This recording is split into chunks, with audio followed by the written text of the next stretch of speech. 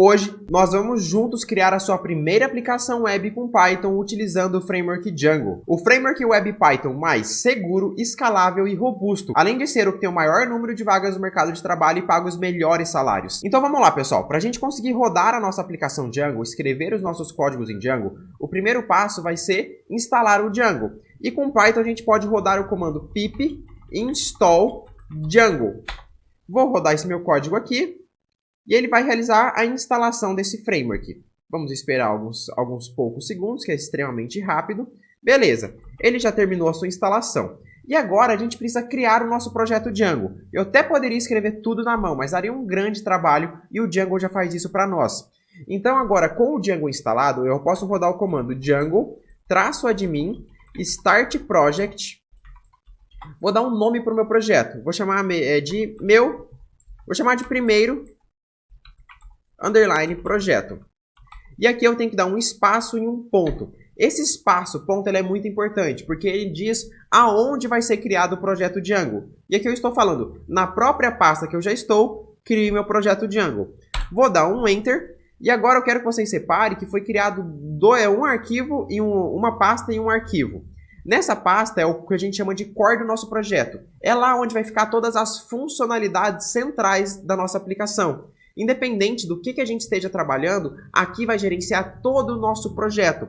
Então nós vamos ter os arquivos de URLs para gerenciar o roteamento da nossa aplicação, arquivos de settings para gerenciar as configurações e arquivos de WSGI e ASGI, que seria Web Server Get Interface e Asynchronous Server Get Interface. Que não se preocupe com isso agora, é um assunto mais avançado. Somente quando vocês forem fazer o deploy da sua aplicação, vocês vão precisar se preocupar com isso. Depois, o Django criou para a gente também algo chamado manage.py.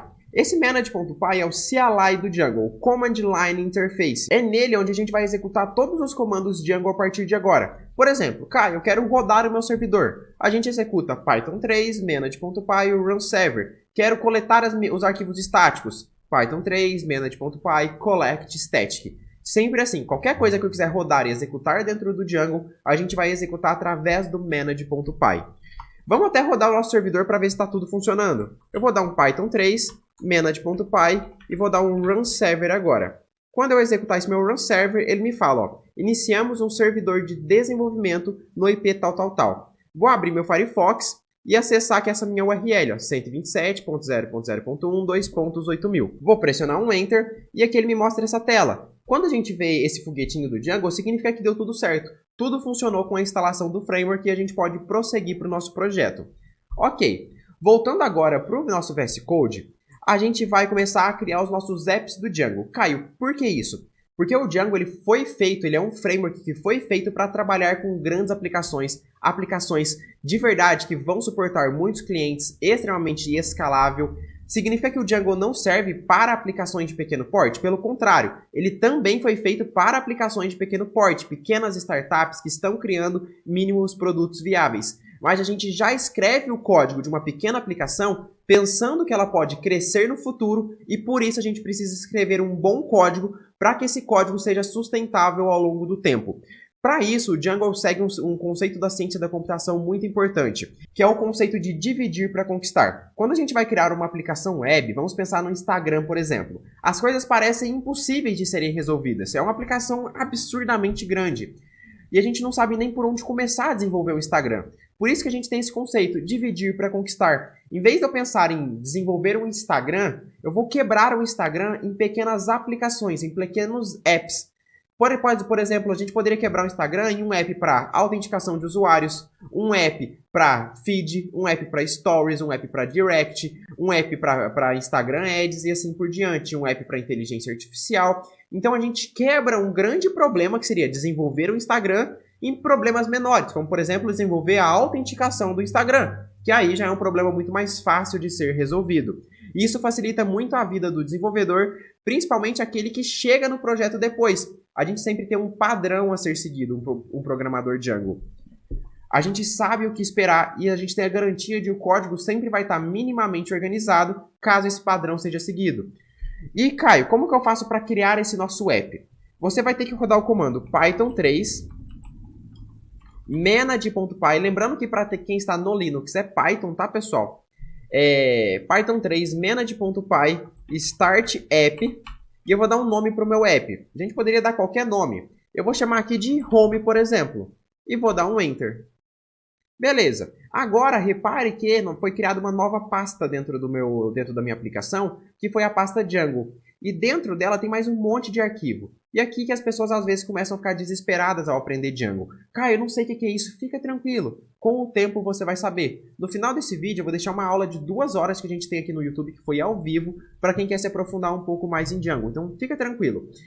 O primeiro passo para o entendimento é a confusão, tá? Como já disse o Pedro Sobral. Então se você está confuso agora é porque você está aprendendo algo novo. Mas eu te garanto que todo mundo que assistir essa aula até o final e a próxima aula que eu deixar, que foi uma live que a gente fez aqui no YouTube, também vai entender absolutamente tudo do que eu estou fazendo. Beleza, Caio. E agora, para eu executar esse meu app home, eu não quero executar aquela página do próprio Django. Eu quero criar algo um pouco mais robusto, algo que eu mesmo fiz. Quero preocupar com as funcionalidades da minha aplicação. Beleza. O primeiro passo vai ser o Django reconhecer essa pasta como um app Django. Se a gente abrir o core do nosso projeto e lá dentro de settings.py, eu quero que vocês separem uma única configuração específica, que é essa que vem aqui, ó, Installed Apps. Essa configuração está falando o seguinte: olha, quais são os apps que a sua aplicação Django reconhece como uma aplicação Django? São esses apps aqui dentro dessa lista. Repare que já tem um monte de apps. Nenhum deles foi a gente que criou, é tudo app do próprio Django.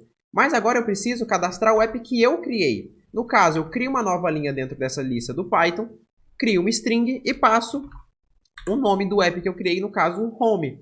Perfeito. Feito isso, agora a gente pode começar a trabalhar com esse app. O Django começa a reconhecer esse app como um app Django. Ok, Caio, como que eu faço agora para exibir alguma coisa ali dentro? Eu quero que vocês separem que tudo em aplicações web são baseadas em URLs, em roteamento. Vamos acessar o nosso site, por exemplo. Se eu acesso pythonando.com.br, vocês vão ver essa tela. Ou seja, o Django, que essa aplicação toda foi feita com Django, ele processou as informações e deu esse resultado. Mas se eu chamar aqui no botão Cadastre-se, repare que vai ser uma outra interface que a gente vai ver, completamente diferente. E a URL aqui em cima é outra, ó, é /psw, /inscrição, /psw11. Então toda aplicação web é baseada em rotas. A partir da rota que eu estou, execute uma ação. E, aliás, essa ação que apareceu na tela é para convidar vocês para a PyStack Week 11, que é o nosso evento online gratuito, onde a gente desenvolve uma aplicação completa do zero com Python e Django para você conquistar a sua primeira vaga como programador Python. Para você se inscrever, clica no primeiro link da descrição, preencha o seu nome, e-mail e seu WhatsApp para a gente desenvolver uma aplicação para conectar startups a possíveis investidores. Beleza, mas voltando aqui para o que eu quero mostrar para vocês é que, dependendo da URL que eu tenho, ele me mostra uma informação diferente, tá? Ele executa um processamento diferente. Então, dentro do Django, a gente vai precisar criar essas URLs. Então, aqui dentro do core do meu projeto, eu tenho aqui o arquivo urls.py. Esse arquivo urls.py, ele vai ser responsável por gerenciar todas as minhas URLs. Ele está com uma marcaçãozinha aqui de erro, mas é só o próprio VS Code, já atualizei, beleza. Não era nenhum problema não. Então aqui eu tenho essa minha variável chamada URL Patterns, que ela é uma lista do Python. E dentro dessa URL Patterns nós temos um path. Esse path é uma rota que a gente colocou dentro dessa lista. É uma rota que o Django já criou pra gente, mas a gente quer criar a nossa própria rota. Então vou vir aqui e criar um path, abre e fecha o parênteses. E aqui a gente vai ter que passar pelo menos 2 parâmetros. O primeiro vai ser uma string representando qual que é a rota que será acessada no navegador que vai disparar essa ação. Então eu vou passar aqui que vai ser a rota home. Beleza, então quando alguém digitar home no navegador, ele vai chamar uma função do Python. E agora o meu segundo parâmetro vai ser uma função do Python para processar essa informação. Então aqui o Django aqui vai seguir um padrão chamado MVT. Nós vamos ter 3 tipos de arquivos, os arquivos de modules, de views e de templates. Os arquivos de modules é onde a gente gerencia o nosso banco de dados. Os arquivos de views são todas as funções Python responsáveis por gerenciar o processamento das nossas URLs. E o T é aquilo que o usuário vê na tela, os HTML, por exemplo. Então, aqui dentro, a função que eu vou criar agora é uma função do app home. Então, dentro do meu app home, repare que nós temos aqui um arquivo chamado views.py. Dentro desse arquivo, nós não temos ainda nenhuma função. Então, eu vou fazer o seguinte. Dentro de urls.py, eu vou importar o meu views. Então, from home, então, do meu app home, import o meu arquivo views. E agora, eu vou falar nessa URL aqui, que quando eu acessar a URL home, eu quero que seja chamada uma função lá do arquivo views e chame a função chamada home. Essa função home, ela existe? Não, então ela iria dar erro até então, mas eu vou criar ela. Então, def home, abre e fecha o parênteses, e aqui ele recebe uma request, uma requisição de um usuário. E aqui a gente sempre vai trabalhar com a arquitetura cliente-servidor, que no caso o cliente faz uma requisição para o servidor e o servidor devolve uma resposta para ela. Então aqui todas as nossas funções vão precisar receber o parâmetro request, que são os dados da requisição do nosso usuário. E ela vai precisar retornar uma response, que é aquilo que o usuário vai receber no navegador. Então eu vou precisar importar uma resposta HTTP do Django. Porque quando a gente fala de web, o protocolo utilizado é o protocolo HTTP. Então, eu preciso dar uma resposta HTTP. Então, eu faço from django.http import HTTP response. E agora, nessa nossa função, eu posso dar um return, por exemplo, HTTP response. Abre e fecha o parênteses e coloca um texto. Olá, você está na home. Ok, vou vir aqui e executar um Python 3, manage.py, run server. Vou rodar meu servidor, ele executou, ó, start development server, abro o meu Firefox, e agora aqui eu vou dar um F5 de novo. E ele me dá uma página de erro, que parece que as coisas não estão mais funcionando. Mas é exatamente isso que eu precisava que acontecesse. Por quê? Caio, qual URL eu estou acessando aqui no meu navegador? Nenhuma. Então ele me dá um page not found, essa URL não existe. Qual foi o URL que eu criei? Foi a URL home, então barra home barra. E aí ele me mostra o texto, você está na home. Ok, Caio, legal isso daqui, mas eu não quero mostrar um texto, olá, você está na home. Eu quero mostrar um HTML com botões, cores e assim por diante. Para fazer isso, em vez de a gente retornar uma resposta HTTP, a gente pode chamar uma função chamada render, que ela já vem importada nos nossos arquivos. Essa função ela é bem simples, tá? Ela basicamente recebe a requisição do usuário e ela retorna para a gente o nome de um arquivo HTML. Eu vou chamar esse arquivo de HTML de home.html, por exemplo. E agora eu preciso criar esse arquivo aqui, home.html. E onde que eu vou fazer isso? Eu vou vir aqui com o meu botão direito do mouse, dentro do meu app home, e criar uma nova pasta, que vai ser uma pasta chamada templates, que é a pasta que o Django procura por arquivos de templates. Lembra que eu falei que o Django trabalha com a estrutura MVT? Dentro dessa pasta, eu vou criar um novo arquivo chamado home.html, que é o arquivo que eu tinha especificado aqui. Dentro desse arquivo home.html, eu posso escrever aqui meu HTML. Olá, mundo. Colocar um button. Clique aqui. Um HR e assim por diante. Então, beleza. Voltei aqui. Pressionei um F5. Ele me falou que o template não existe, porque provavelmente eu não tinha atualizado o servidor. Atualizei o servidor e tá lá. Ele me mostra um Olá Mundo, ele me mostra um button, clique aqui e assim por diante. O que eu quero fazer agora? Obviamente eu não vou estilizar essa página, tá? Não vou me preocupar com a estética. Eu quero basicamente criar um formulário, onde o usuário vai preencher o nome dele e a gente vai salvar no banco de dados. Super fácil. Então eu crio uma tag form. Dentro dessa tag form eu vou precisar de um input. Esse input vai ser do tipo text e eu vou dar um name para ele. Esse name ele é muito importante, pois é esse name que vai definir como que os dados vão chegar no meu back-end. Então, eu vou passar aqui de nome. Tá ótimo. E agora eu vou criar um outro input chamado submit. E o value dele vai ser salvar. Ok. Então, agora eu tenho um botão aqui. Eu tenho um input para digitar o nome de alguém. E eu tenho um botão salvar para quando eu clicar nele, eu quero que as coisas sejam salvas no banco de dados. Como que a gente vai fazer isso? Primeiro, eu quero dar um print aqui na request para vocês entenderem o que é uma request de um usuário. Vou dar uma request.meta aqui. A requisição de usuário é um conjunto de dados referente a quem tentou acessar o servidor naquela hora. Então, por exemplo, tem o nome do servidor, tem aqui qual que é o TZ, ou seja, o time zone dele. Nós vamos ter aqui também o user agent do navegador, por exemplo. Vamos ver aqui. Onde está? Vixe, está muito difícil de enxergar aqui. A porta do servidor que ele acessou. vai ter basicamente 1 milhão de informação sobre ele. Eu estava procurando o user agent do navegador, mas não está aqui. Aqui alguns dados de linguagem. Vamos ver. O protocolo que foi feita a chamada, o IP do usuário, o tipo do content ali, se é um text plain, se é um text JSON, assim por diante. Não achei que eu estava procurando, mas enfim. Tem aqui todas as informações referentes ao seu usuário. Uma das informações é o method. O method ele é o tipo da requisição que foi feita. Deixa eu mostrar aqui para vocês. Ó.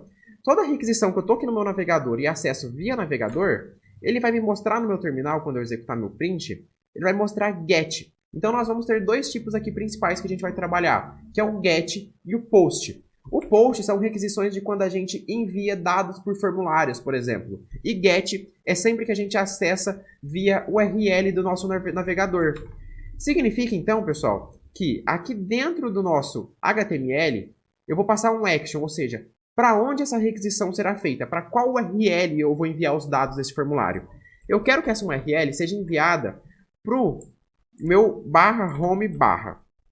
Ok. E além disso, eu vou passar aqui algo chamado de method. Esse method eu vou chamar de post. Caio, repare só o que vai acontecer quando eu der um F5 nessa página e clicar em salvar. Aqui ele me deu um forbidden porque eu esqueci de passar uma tag chamada CSTRF token. Essa tag é uma tag de segurança do Django, tá? Não vou entrar em detalhes agora. Volto, dou um F5 e clico em salvar. Quando ele clicar em salvar, eu voltei para essa página. E o que aconteceu? Repare que agora ele me mostrou post no meu terminal. Significa que foram tipos de requisições diferentes. Sendo assim, eu posso fazer um if aqui. Eu posso falar, olha, se a request.method for igual a get, o que eu faço? Eu mostro esse HTML aqui para ele. Caso contrário, ou seja, eu vou dar um else, eu posso dar um return HTTP response aqui, só para vocês verem. Então, o que vai acontecer? Dei um F5 na minha página. Acessei via navegador. Ele me mostrou o meu HTML. Perfeito. Enviei o formulário, ele me mostrou aqui. Por quê? Foram coisas diferentes. Foram tipos de requisições diferentes. Um foi get, o outro foi post. Então, quando eu cair dentro do meu else, significa que o tipo da minha requisição é uma requisição do tipo post. Ou seja, foi uma requisição que veio do meu formulário. Então, eu posso fazer o seguinte, eu posso capturar os dados desse formulário. Vou criar uma variável chamada nome. Poderia ser qualquer coisa. E vou falar request, então, ó, da requisição do usuário, do método post, pegue uma informação, então, .get. Qual informação é essa? Aí eu preciso usar o mesmo nome que estava aqui, ó, no name. Então, pego o nome, venho aqui nas views e coloco aqui dentro. Nome. E agora eu posso dar um return HTTP response em nome, só para vocês verem. Então, o nome que eu preencher no meu formulário vai aparecer na próxima tela. Vou preencher aqui Caio. Dei um Enter, ele me mostrou Caio. Então, eu peguei os dados lá do front-end que o usuário preencheu e recebi aqui no meu back-end. Ok, Caio. Agora eu quero salvar isso daqui no banco de dados. Como que eu faço? Primeiro passo vai ser abrir o nosso arquivo models.py. Lembra que eu falei para vocês que o Django sempre trabalha com a arquitetura MVT e o M de models é onde a gente gerencia o nosso banco de dados? Então aqui dentro das nossas models eu vou criar uma classe. Essa classe ela vai representar uma tabela no banco de dados. Vou chamar essa tabela de usuário, por exemplo. Usuário. E essa tabela, para que ela seja uma classe representante, se essa classe seja uma classe que representa uma tabela no banco de dados, ela precisa herdar de models.model. E agora eu vou chamar aqui, vou criar uma coluna nessa minha tabela. Vou chamar de nome, vai ser igual. E agora eu defino qual que é o tipo do campo. Então eu passo models. Poderia passar um integer field se fosse do tipo inter. Eu poderia passar um float field se fosse do tipo float, mas no caso o nome é um campo de caracteres, então eu passo um char field e defino aqui a quantidade máxima de caracteres. Vou definir uns 50 aqui, ok? E eu quero executar o seguinte, vou executar o comando python 3 manage.py make migrations e o comando migrate. Caio, o que faz esses comandos? Ele basicamente vai pegar as nossas tabelas que a gente criou aqui, que são classes na verdade, e transformar essas classes em tabelas no banco de dados. Esse é o conceito de ORM. A gente não precisa escrever código SQL. A gente escreve em Python e o Django converte para SQL para a gente. Se a gente abrir esse arquivo aqui, db.sqlite3, que é o nosso banco de dados que a gente está utilizando aqui por padrão, eu quero que vocês separem, ó, que agora a gente tem um monte de tabela. Algumas delas são do próprio Django, a gente não precisa se preocupar. Mas uma em específico é a nossa tabela, que é a tabela home, underline usuário, que tem o campo nome, que foi exatamente o que eu defini ali dentro. E agora eu posso salvar isso daqui no banco de dados.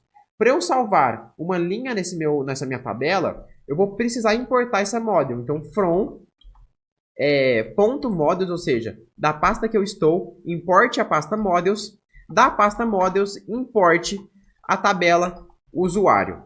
Ok. E agora eu vou instanciar essa classe. Então, o usuário, eu vou chamar de user, vai ser igual ao usuário. O usuário agora, quais são os atributos, as propriedades dele? Tem a propriedade nome, então eu vou falar que nome vai ser igual a nome. Ok, isso daqui vai salvar no banco de dados? Não, isso daqui só criou uma instância dessa classe. Para eu salvar ela dentro do banco, eu vou precisar falar, olha, a instância dessa classe, então user, salva esses dados que você tem em memória em disco rígido. Então, user.save. Agora sim, eu posso rodar a minha aplicação Django, manage.py run server, dou um F5 aqui para voltar para aquela tela, e agora, quando eu clicar em Caio e salvar, eu vou abrir aqui meu VS Code, venho no meu db.sqlite3, atualizo minha tela e está lá, um Caio. Então, com isso, a gente tem a nossa primeira aplicação Django, uma mínima aplicação possível, onde a gente gerenciou URLs, criamos arquivos de templates com HTML e salvamos dados dentro do banco de dados. Isso daqui é apenas menos de 1% do que o framework Django tem a nos oferecer. É um framework extremamente robusto, com uma quantidade enorme de vagas no mercado de trabalho, tanto no Brasil quanto no mundo. Se você souber inglês, as maiores Big Techs do mundo utilizam o framework Django no core das suas aplicações como seu principal framework, como Pinterest, Dropbox, Instagram, Mozilla, YouTube, a nova rede social da Meta, que é o Threads, Spotify. Então, as maiores Big Techs, na maioria das vezes, utilizam Django e Python como a sua principal stack de tecnologias. Lembrando, para você que quer aprender um pouco mais de Django, existe a PyStack Week 11.0, que é um evento online gratuito. Nesse evento, nós vamos desenvolver uma aplicação completa utilizando o framework Django. Vai ser uma aplicação para conectar startups a possíveis investidores. E mesmo você que não sabe nada sobre Python ou programação, pode participar, porque o evento parte do absoluto zero, beleza?